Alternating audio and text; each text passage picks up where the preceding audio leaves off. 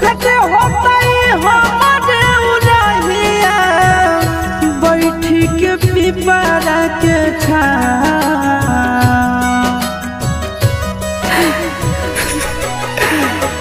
देखते होता हमारे उड़हिया बैठी के पिपरा के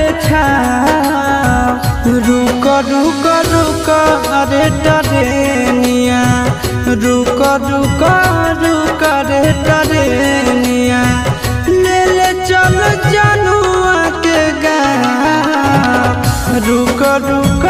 रुक रे टरेनिया।